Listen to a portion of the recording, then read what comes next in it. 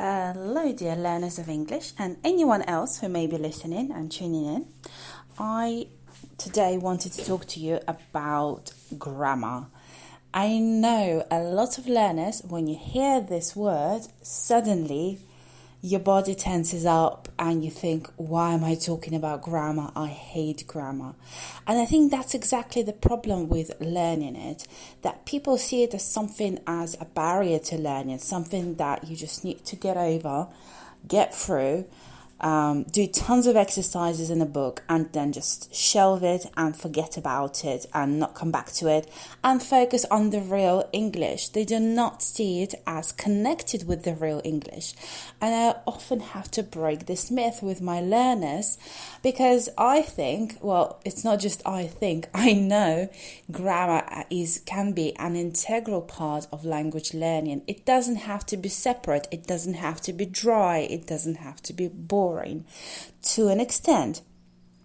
All right, so let's talk a little bit today about that. Let's break a few myths, and I hope after listening to me you will go away with hopefully a changed mind about how you view grammar learning. So if you've ever taken a lesson with a professional teacher, myself, I am a professional teacher of English as well, they would have integrated grammar into the lesson, hopefully. Not everyone does that. What do I mean by integrated?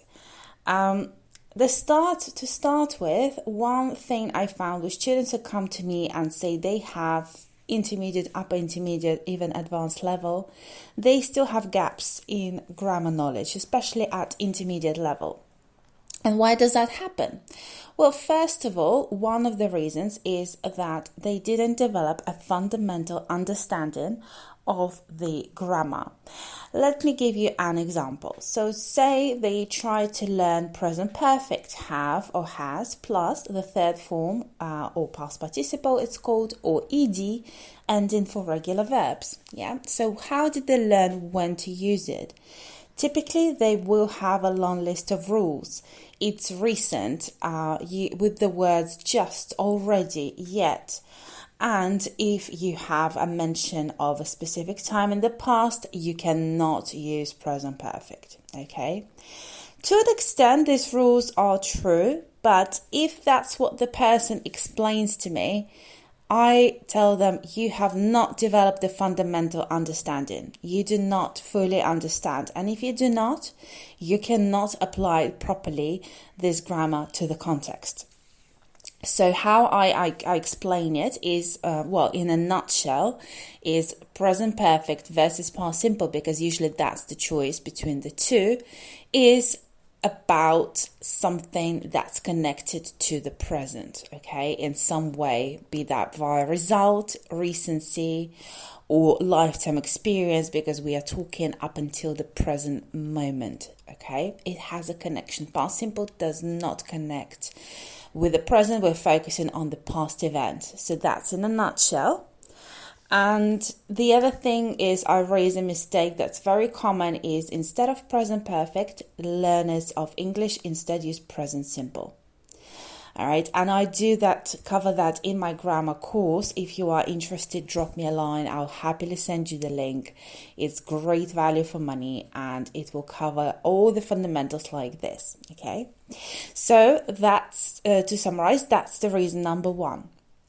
The second reason, and that's probably another, I wouldn't say more important, but equally important one, is they never get out of grammar books. They never really apply grammar to their speaking, to whatever, if you're studying for an exam, you need to use grammar, of course, for exercises, for listening, for speaking, for writing.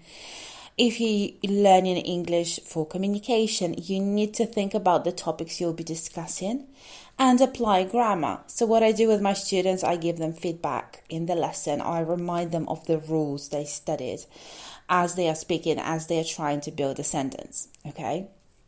So that's applying grammar. Applying grammar is very, very important and very useful. And the other thing I recommend is for applying grammar is, of course, when you are watching a series, very popular these days is watching films and series to develop a better understanding of the English language, is pay attention to the structures. Pay attention to how they're used, especially if you've just been studying how to use present perfect, for example, coming back to this grammar. Have a look at how people are using it, the speakers are using it, in what context, how does it work, why does it make sense to use present perfect there, okay? And that really, really helps and brings it to life. The other thing is grammar is seen as sort of an obstacle and a barrier, as I mentioned earlier. Well, not really. If you think about the color that can be added to your language by using the correct tenses, by using the correct grammar, your message becomes that much clearer, that much more vivid, and the speaker that you're communicating to will get the message in a more accurate and clear way. And that's the beauty and power of grammar, to transform your communication, not just help you prepare for exams or just do tons of exercises. Okay. One question that I get asked quite a lot of times, and it's been asked also in a webinar on the grammar and on my course, my intermediate grammar course, was that, well, shouldn't we just learn the language like a child? Meaning, can't I just learn present perfect in a context, like, specific phrases in specific contexts that I would be using them in? And my answer is yes and no. It can be a good supplement, it can be good help, but it's not a replacement for understanding fundamentally. You cannot expect to learn like a child if you're not a child. You can learn like a child when you're a child, okay? But when you are an adult, you learn like an adult with logic.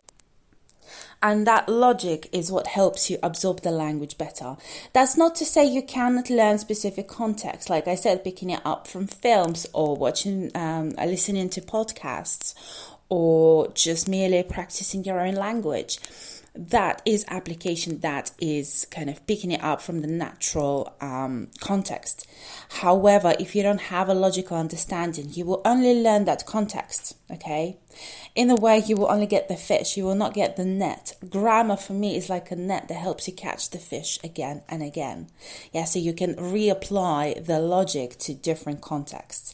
So whilst you should be aware of the natural use and pay attention to it, it cannot replace logical structured learning, which you need as an adult learner. You cannot learn entirely like a child as an adult. I'll repeat myself again. You cannot learn like a child when you are an adult. Not entirely. Partially, but not entirely. Okay? So I think I've covered all the points there. Basically, I thank you for listening to me. I've been talking for some time today. This is a big topic, important topic.